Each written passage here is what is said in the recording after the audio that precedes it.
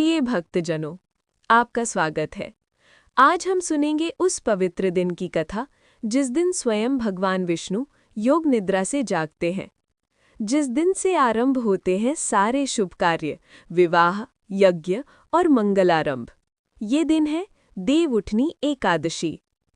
कहते हैं कि जब भगवान विष्णु क्षीर सागर में अपनी दिव्य निद्रा से जागते हैं तो पूरी सृष्टि में एक नई ऊर्जा का संचार होता है।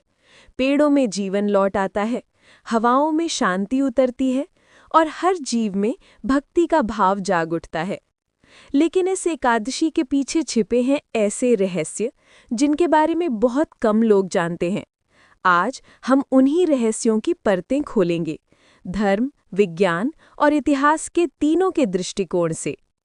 तो आइए भक्तजनों, बैठिए शांति से, मन को स्थिर कीजिए और सुनिए देवउठनी एकादशी की वो कथा जो आपके भीतर भक्ति और ज्ञान दोनों की ज्योति जलाएगी। अगर आपको ऐसे ही रहस्यमयी और प्रेरणादायक विषय पसंद है तो चैनल को सब्सक्राइब करें, वीडियो को लाइक करें और जुड़े हमारे साथ इस आध्यात्मिक यात्रा में। नमस्ते। देवउठनी एकादशी की महागाथा भाग 1। विष्णु जी का शयन और चातुर्मास की कथा। चारों दिशाओं में जब सूर्य की तपन धीरे धीरे शांत होती है और वर्षा की बूंदें धरती को शीतल कर देती हैं, तब सृष्टि में एक गहरी शांति उतरती है। ये वही समय है जब स्वयं भगवान विष्णु संसार के पालनहार क्षीर सागर में शेषनाग की शैया पर योग निद्रा में चले जाते हैं। इसी काल को कहते हैं चातुर्मास। शास्त्रों में वर्णन है कि ये 4 महीने आषाढ़ शुक्ल एकादशी से लेकर कार्तिक शुक्ल एकादशी तक भगवान विष्णु विश्राम करते हैं। उनके इस विश्राम का अर्थ है कि सृष्टि कुछ क्षणों के लिए स्थिर हो जाती है। इस दौरान विवाह, गृह प्रवेश, यज्ञ या कोई भी मांगलिक कार्य नहीं किए जाते। क्योंकि स्वयं भगवान विश्राम में हैं, तो संसार भी उनके साथ साधना में लीन रहता है। लेकिन इन 4 महीनों में भक्तों के हृदय में एक प्रतीक्षा रहती है। कब फिर से हरि जागेंगे, कब फिर से जीवन में शुभता लौटेगी, कब तुलसी विवाह का मंगल अवसर आएगा। और जब कार्तिक शुक्ल एकादशी का दिन उदय होता है, तब समूचे ब्रह्मांड में जैसे नवजीवन संचार हो जाता है। वो दिन है देवउठनी एकादशी, जिसे प्रबोधिनी एकादशी भी कहते हैं। इस दिन भगवान विष्णु योग निद्रा से जागते हैं। देवताओं के लोकों में जय जयकार गूंजती है, धरा पर दीपक जल उठते हैं, तुलसी माता के आंगन में सजावट होती है और भक्त गदगद भाव से कहते हैं, देव जागे हैं, अब जीवन में मंगल लौट आया है। कहते हैं इस दिन जो मनुष्य नियम पूर्वक व्रत रखता है, उसके जीवन से दरिद्रता, दुख और भय दूर हो जाते हैं। क्योंकि जब स्वयं विष्णु जी जागे हुए हैं तो उनके भक्तों पर कृपा बरसना स्वाभाविक है। एक प्राचीन कथा है, कभी देवताओं और असुरों में लंबा युद्ध हुआ। विष्णु भगवान ने देवताओं को विजय दिलाई, लेकिन युद्ध के पश्चात वे थक गए। तब उन्होंने कहा, अब मैं योग निद्रा में जाऊंगा ताकि सृष्टि का संतुलन बना रहे। 4 महीने तक वे क्षीर सागर में शेषनाग की शैया पर विश्राम करते रहे। देवता प्रतीक्षा करते रहे कि प्रभु कब पुनः नेत्र खोलेंगे। जब कार्तिक शुक्ल एकादशी आई, ब्रह्मा जी ने कहा, हे विष्णु, अब उठिए, ब्रह्मांड आपके दर्शन की प्रतीक्षा में है। तब भगवान विष्णु ने मुस्कुराते हुए नेत्र खोले और सारी दिशाएं प्रकाशमय हो उठी। वही क्षण था जब धरती पर दीपावली सा उत्सव छा गया। भक्तों ने कहा, हरि जागे हैं, अब सभी कार्य शुभ है। इस दिन एक और पवित्र घटना होती है, तुलसी विवाह। माता तुलसी का विवाह भगवान शालिग्राम, विष्णु स्वरूप, से संपन्न होता है।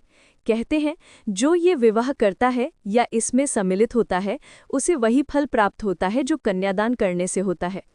तुलसी जी जो भगवती लक्ष्मी की अंशावतार मानी जाती हैं, उन्होंने अपने पूर्व जन्म में वृंदा के रूप में असुर राज जालंधर की पत्नी बनकर अद्भुत पतिव्रता का आदर्श प्रस्तुत किया था। उनकी भक्ति और सत्यनिष्ठा से स्वयं देवता भी विचलित हो उठे थे। पर जब भगवान विष्णु ने लीला से वृंदा जी की परीक्षा ली, तब उन्होंने क्रोधित होकर कहा, हे विष्णु, आज से आप पत्थर बनेंगे। और तभी से विष्णु जी शालिग्राम रूप में प्रतिष्ठित हुए। बाद में जब वृंदा जी ने तप किया तो भगवान ने कहा, हे देवी, तुम तुलसी के रूप में धरती पर प्रतिष्ठित होगी। तुम्हारे बिना मेरा पूजन अधूरा रहेगा। और यही कारण है कि तुलसी का पत्ता हर पूजा में आवश्यक माना गया है। देवउठनी एकादशी के दिन जब भगवान विष्णु योग निद्रा से जागते हैं, उसी दिन तुलसी जी का विवाह उनके शालिग्राम स्वरूप से किया जाता है। ये विवाह केवल एक रस्म नहीं, बल्कि भक्ति और प्रेम के मिलन का प्रतीक है। इस दिन का व्रत रखने वाले को प्रातः स्नान कर स्वच्छ वस्त्र धारण करना चाहिए। फिर घर के मंदिर में भगवान विष्णु का चित्र या मूर्ति के सामने दीपक जलाकर प्रणाम करना चाहिए। एक कलश में शुद्ध जल रखकर उस पर नारियल और आम के पत्ते लगाने चाहिए। फिर भगवान विष्णु को पीले पुष्प, तुलसी दल, धूप दीप अर्पित करना चाहिए। भोजन में सात्विकता रखनी चाहिए, बिना लहसुन प्याज के भोजन या केवल फलाहार। व्रत के दौरान भगवान का नाम सुमिरन करते रहना चाहिए। संध्या के समय तुलसी माता के समीप दीपदान करने से अत्यंत पुण्य प्राप्त होता है। एक पौराणिक मान्यता है, जो व्यक्ति देवउठनी एकादशी के दिन दीपदान करता है, उसे यमराज के भय से मुक्ति मिलती है और वह विष्णु लोक को प्राप्त होता है। एक पुरानी कथा सुनाई जाती है। एक बार चंपक नगर में एक निर्धन ब्राह्मण रहता था। उसका जीवन कठिनाइयों से भरा था, परंतु वह हर एकादशी को व्रत अवश्य रखता था। कार्तिक शुक्ल एकादशी के दिन उसने संकल्प लिया, मैं आज भगवान विष्णु का व्रत रखूंगा और दीपदान करूंगा, चाहे इसके लिए मुझे अपना भोजन छोड़ना पड़े। उसने मिट्टी के दीप बनाए और तुलसी माता के समीप जलाए। रात भर भगवान का नाम जपता रहा। जब प्रभात हुआ तो उसके घर के आंगन में अचंभित कर देने वाली बात हुई। दीपकों की रोशनी से उसके घर का अंधकार मिट गया और उसे सोने के सिक्के मिले। ब्राह्मण ने कहा, ये भगवान की कृपा है, मैंने कुछ नहीं किया, सब उनकी लीला है। उस दिन से उसका जीवन बदल गया। कहते हैं, जिसने भी उस ब्राह्मण की कथा सुनी, उसके जीवन में भी सुख समृद्धि आई। इसलिए कहा गया है, जो देवउठनी एकादशी का व्रत रखता है और श्रद्धा से तुलसी विवाह करता है, उसके घर कभी दरिद्रता नहीं आती। देवउठनी एकादशी केवल एक धार्मिक परंपरा नहीं, ये एक भाव है, प्रकृति के साथ जागने का, अपने भीतर सोई हुई भक्ति को जगाने का। जब भगवान विष्णु जागते हैं तो हमारे भीतर भी भक्ति का प्रकाश जल उठता है। जो इस दिन सच्चे मन से प्रणाम करता है, उसके सारे पाप क्षीण हो जाते हैं और जीवन में मंगल प्रवेश करता है। ये कथा यहीं समाप्त नहीं होती, क्योंकि जब भगवान विष्णु जागते हैं तो धरती पर एक और महान अध्याय आरंभ होता है, तुलसी विवाह का उत्सव, जहां भक्ति, प्रेम और आस्था एक साथ झिलमिलाते हैं। बोलो, जय श्री हरि विष्णु, जय तुलसी माता। भाग 2, तुलसी विवाह का रहस्य और देवउठनी एकादशी की पूर्ण विधि। जब प्रभु विष्णु योग निद्रा से जागते हैं, तब सृष्टि में जैसे नवजीवन का संचार हो जाता है। उस क्षण को ब्रह्मांड का सबसे पवित्र क्षण माना गया है। कहते हैं, उस पल में जो भी व्यक्ति सच्चे मन से हरि का नाम लेता है, उसके जीवन के सभी दुख मानो पिघल जाते हैं। देवउठनी एकादशी केवल विष्णु जागरण का पर्व नहीं, ये प्यार और भक्ति के मिलन का उत्सव है। इस दिन भगवान विष्णु का विवाह तुलसी माता से होता है, जिसे तुलसी विवाह कहा जाता है। ये विवाह किसी एक घर का नहीं, पूरा ब्रह्मांड जैसे इस मंगल मिलन का साक्षी बनता है। तुलसी विवाह का पौराणिक रहस्य। बहुत समय पहले वृंदा नाम की एक परम पतिव्रता स्त्री थी। वो असुर राज जालंधर की पत्नी थी, परंतु उसकी भक्ति, सत्य और पवित्रता इतनी महान थी कि जालंधर को देवताओं से वरदान मिला था, जब तक वृंदा अपनी पवित्रता पर अडिग रहेगी, कोई उसे हरा नहीं सकेगा। देवता चिंतित हो गए, क्योंकि जालंधर अत्याचारी बन चुका था। तब भगवान विष्णु ने ब्रह्मांड की रक्षा के लिए लीला की। उन्होंने जालंधर का रूप धारण कर वृंदा के समक्ष प्रकट हुए। वृंदा का सतीत्व भंग हुआ और जालंधर की मृत्यु हो गई। जब वृंदा को सत्य ज्ञात हुआ तो उसने विष्णु जी को शाप दिया कि हे विष्णु, तुमने मेरी निष्ठा की परीक्षा ली, अब तुम पत्थर बन जाओगे। तभी से विष्णु जी शालिग्राम रूप में प्रतिष्ठित हुए। वृंदा ने अग्नि में प्रवेश किया और उनकी भस्म से उत्पन्न हुई तुलसी। भगवान विष्णु ने कहा, हे देवी, तुम मेरे पूजन में सदा प्रिय रहोगी। तुम्हारे बिना मेरी कोई आराधना पूर्ण नहीं होगी।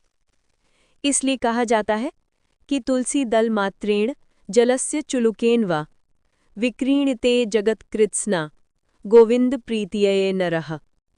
केवल एक तुलसी दल और थोड़ा जल अर्पण करने से ही भगवान विष्णु प्रसन्न हो जाते हैं। तुलसी विवाह की विधि। देवउठनी एकादशी के दिन प्रातः स्नान करके शुद्ध वस्त्र धारण करें। घर के आंगन में या मंदिर में तुलसी माता का मंडप सजाया जाता है। तुलसी के पौधे को स्वच्छ वस्त्र से सजाया जाता है। उन पर चुनरी ओढ़ाई जाती है, गहने, फूलों की माला और नारियल रखे जाते हैं।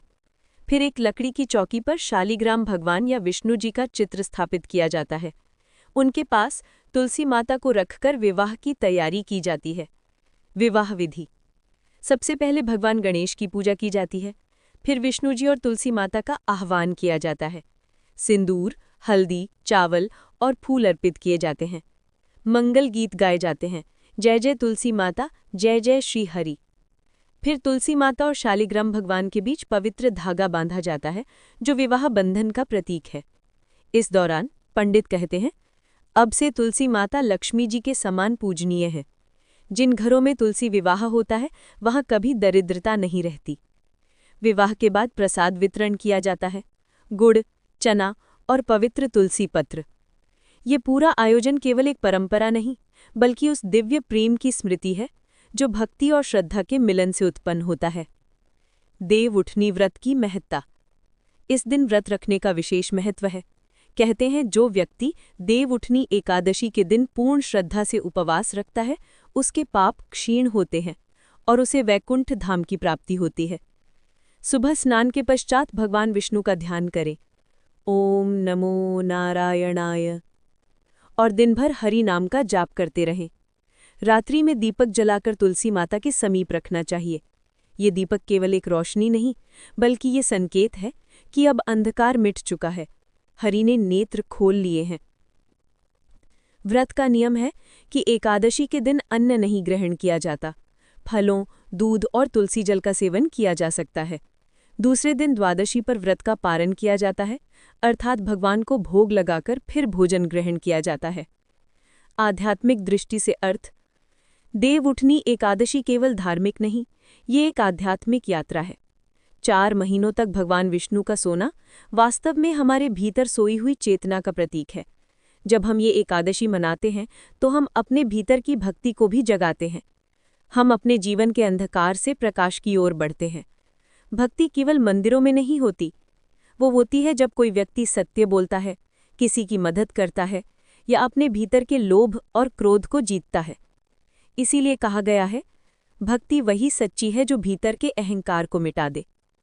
एक रहस्यमयी कथा: कहा जाता है कि एक राजा था, राजा हरिश्चंद्र। उसने हर एकादशी व्रत रखा, परंतु एक बार देवउठनी एकादशी के दिन वो युद्ध में व्यस्त था और व्रत नहीं कर पाया। उसे बहुत पछतावा हुआ। रात में स्वप्न में भगवान विष्णु प्रकट हुए और बोले कि हे हरिश्चंद्र, तुमने मेरा व्रत नहीं किया, पर तुम्हारा हृदय पवित्र था।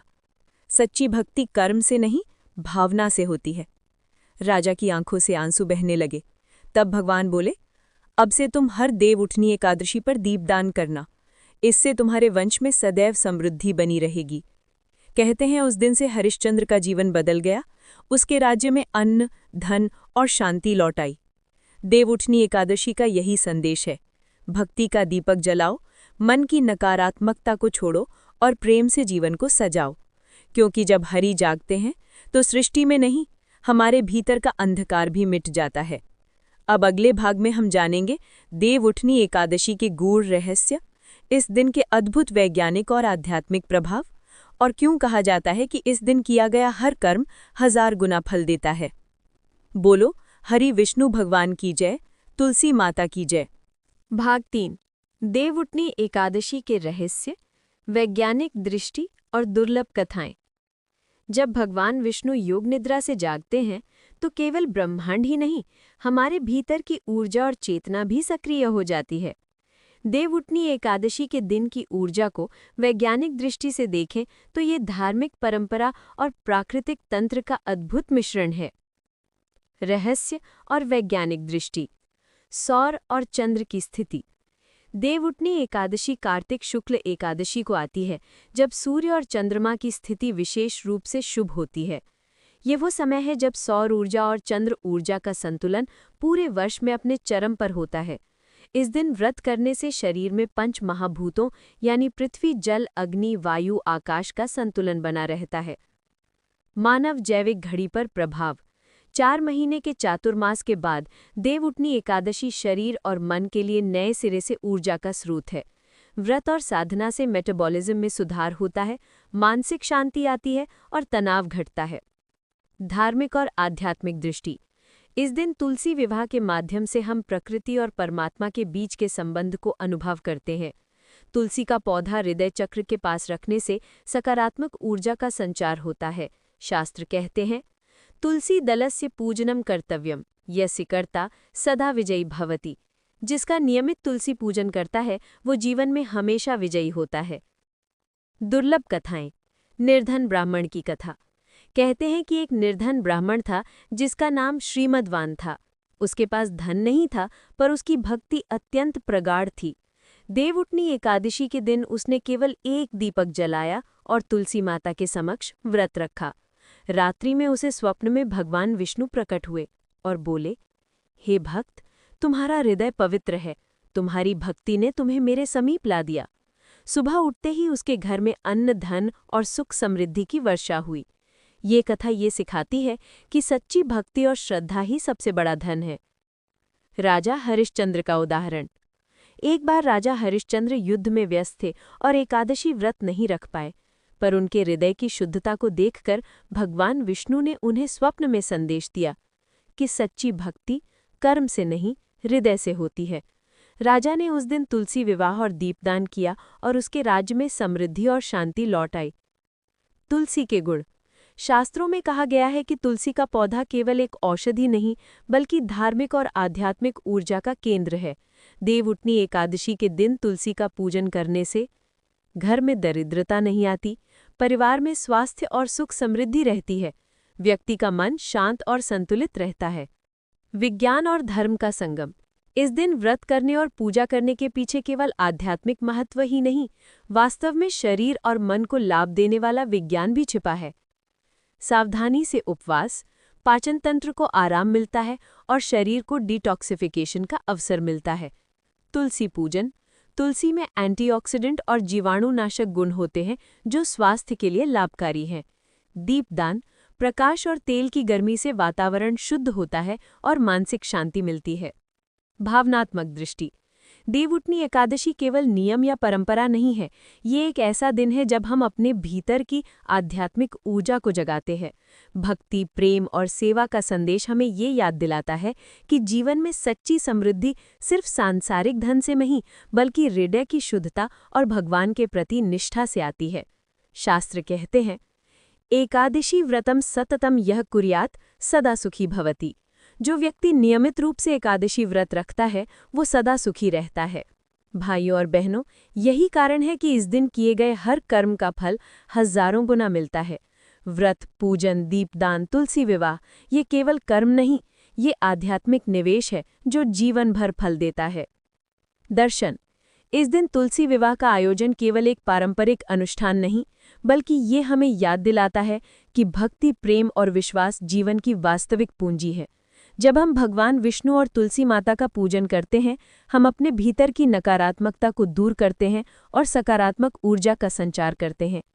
कहते हैं, जो व्यक्ति सच्चे मन से देवउठनी एकादशी का व्रत करता है, उसके जीवन में न केवल सुख शांति आती है बल्कि वो आध्यात्मिक दृष्टि से भी प्रबुद्ध हो जाता है।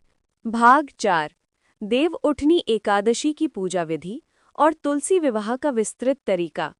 भाइयों और बहनों, यदि हम इस दिन के व्रत और पूजा को सही प्रकार से करें तो ये हमारे जीवन में सुख, शांति और समृद्धि का स्रोत बन सकता है। पूजन की तैयारी। स्नान और स्वच्छता। देवउठनी एकादशी के दिन प्रातःकाल उठकर स्नान करें, शुद्ध वस्त्र धारण करें, मन और शरीर दोनों को स्वच्छ करें, घर की सफाई करें और पूजा स्थल को पवित्र बनाएं। मंडप सजाना। तुलसी माता के पौधे के लिए एक छोटा सा मंडप तैयार करें। तुलसी को लाल या पीली चुनरी से सजाएं। नारियल, पुष्प और दीपक का स्थान तय करें। व्रत का संकल्प। व्रती व्यक्ति हृदय से संकल्प ले कि वो पूरी श्रद्धा और भक्ति से व्रत रखेगा। ये संकल्प दिन भर ध्यान और भक्ति की ऊर्जा बनाए रखता है। पूजन विधि। गणेश पूजन। सबसे पहले गणेश जी का पूजन करें। ये बाधा निवारक है और पूजा की सफलता के लिए आवश्यक है। भगवान विष्णु का पूजन। शालिग्राम या विष्णु की मूर्ति को साफ स्थान पर रखें। उनके सामने दीपक जलाएं। हल्दी, सिंदूर, पुष्प और तुलसी के पत्ते अर्पित करें। मंत्र का जाप करें। ओम नमो नारायणाय। तुलसी विवाह। तुलसी माता का विवाह शालिग्राम भगवान से किया जाता है। तुलसी माता के पौधे के पास पवित्र चौकी रखें। शालिग्राम भगवान को उसी चौकी पर स्थापित करें। विवाह में हल्दी, चावल और फूलों का उपयोग करें। मंगल गीत और भजन गाएं। जय तुलसी माता, जय श्री हरि। लकड़ी या रेशमी धागा बांधकर विवाह संपन्न करें। व्रत पालन का नियम। दिन भर अन्न का त्याग करें। केवल फल, दूध और तुलसी जल का सेवन किया जा सकता है। भगवान विष्णु का ध्यान करें और मंत्र जपते रहें। सचेत हृदय से भक्ति करना सर्वोपरि है। रात्रि में दीपक जलाकर तुलसी माता के समीप रखें। ये केवल रोशनी नहीं, ये हमारे हृदय में भक्ति की ज्वाला जगाने का प्रतीक है। द्वादशी को व्रत का पारण करें। तुलसी माता और भगवान विष्णु को भोग अर्पित करके भोजन ग्रहण करें।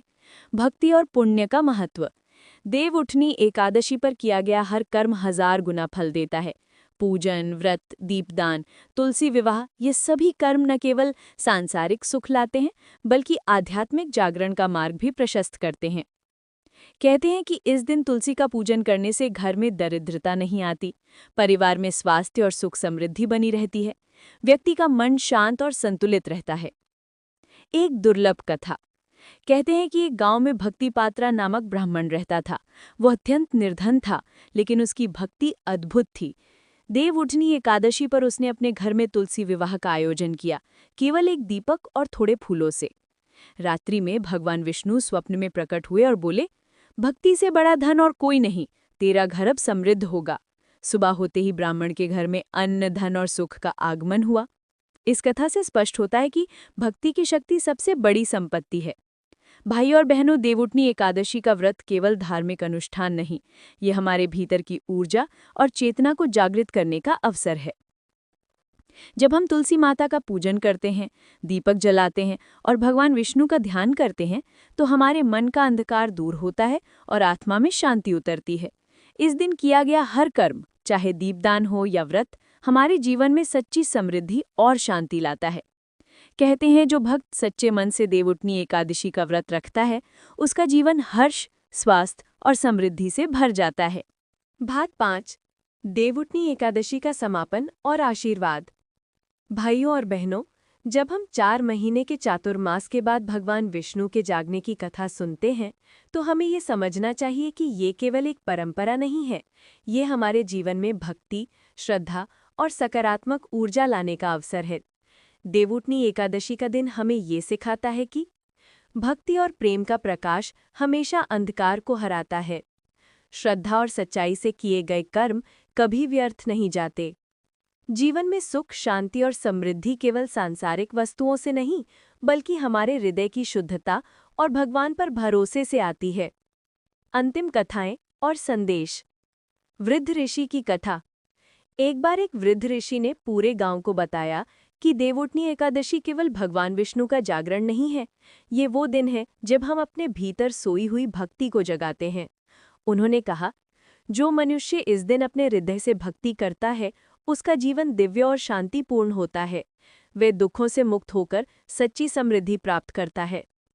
तुलसी विवाह का अद्भुत प्रभाव। कहते हैं कि जिस घर में तुलसी विवाह श्रद्धा से संपन्न होता है, उस घर में कभी दरिद्रता नहीं आती। ये विवाह केवल एक धार्मिक अनुष्ठान नहीं, बल्कि ये भगवान और प्रकृति के बीच के संतुलन का प्रतीक है। आध्यात्मिक संदेश। देवउठनी एकादशी हमें ये भी सिखाती है कि भक्ति, प्रेम और सेवा से जीवन में हमेशा उजाला रहता है। जो व्यक्ति इस दिन व्रत रखता है और भगवान का स्मरण करता है, उसका मन शांत और स्थिर होता है, उसके कर्म शुभ फल देते हैं। व्रत और पूजन की लाभ। आध्यात्मिक। हृदय की नकारात्मकता दूर होती है, चेतना जागृत होती है। सांसारिक। जीवन में सुख, शांति और समृद्धि आती है। शारीरिक। उपवास और ध्यान से शरीर और मस्तिष्क को आराम मिलता है। शास्त्र कहते हैं, एकादशी व्रतम सततम यह कुर्यात सदा सुखी भवति। जो व्यक्ति नियमित रूप से एकादशी व्रत करता है, वह सदा सुखी रहता है।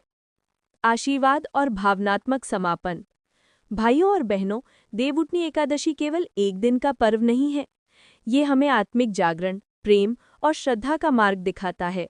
जब हम इस दिन दीपक जलाते हैं, तुलसी माता का पूजन करते हैं और भगवान विष्णु का ध्यान करते हैं, तो हम अपने जीवन में सच्चा प्रकाश और शांति लाते हैं। कहते हैं कि जो भक्त सच्चे हृदय से देवउठनी एकादशी का व्रत रखता है, उसके घर में कभी दरिद्रता नहीं आती और उसके जीवन में हमेशा सुख, शांति और समृद्धि बनी रहती है। इसलिए भाइयों और बहनों, आइए इस देवउठनी एकादशी पर हम सभी अपने हृदय में भक्ति, प्रेम और श्रद्धा का दीपक जलाएं। भले ही हमारे पास धन, संपत्ति या सम्मान ना हो, लेकिन भक्ति और हृदय की शुद्धता सबसे बड़ी संपत्ति है। समापन श्लोक और भाव। ओम नमो नारायणाय। तुलसी माता की जय, भगवान विष्णु की जय। भक्ति, प्रेम और श्रद्धा से जीवन सदा उज्जवल रहे। भाइयों और बहनों, इस दिव्य कथा से हम समझते हैं कि सच्चा धन भक्ति है और सच्चा सुख भगवान की कृपा है। आज देवउठनी एकादशी के इस पवित्र अवसर पर हम सभी अपने जीवन में धार्मिकता, भक्ति और सद्भाव स्थापित करें। इसी विश्वास के साथ हमारा ये महान पर्व संपूर्ण होता है। प्रिय भक्तजनों, यही थी देवउठनी एकादशी की पावन कथा। एक ऐसी तिथि जब सृष्टि में फिर से शुभता लौट आती है, जब भगवान विष्णु योग निद्रा से जागते हैं और संसार में धर्म, प्रेम और प्रकाश का संचार होता है। आज के दिन यदि हम सच्चे भाव से पूजा करें, तुलसी माता का व्रत रखें और अपने भीतर के अंधकार को ज्ञान से भर दें, तो जीवन में सुख, समृद्धि और शांति का वास होता है। याद रखिए, भक्ति केवल मंदिरों में नहीं, बल्कि उस हर हृदय में बसती है जहाँ प्रेम, करुणा और सच्चाई का स्थान होता है। अगर आपको आज की ये कथा हृदय को स्पर्श करने वाली लगी, तो चैनल को सब्सक्राइब करें, वीडियो को लाइक करें और इस दिव्य संदेश को अधिक से अधिक लोगों तक पहुंचाएं। मिलते हैं अगली कथा में, एक नई सीख, एक नई भावना और एक नई प्रेरणा के साथ। जय श्री हरि, जय तुलसी माता। धार्मिक दर्पण की ओर से आपको कोटि कोटि प्रणाम।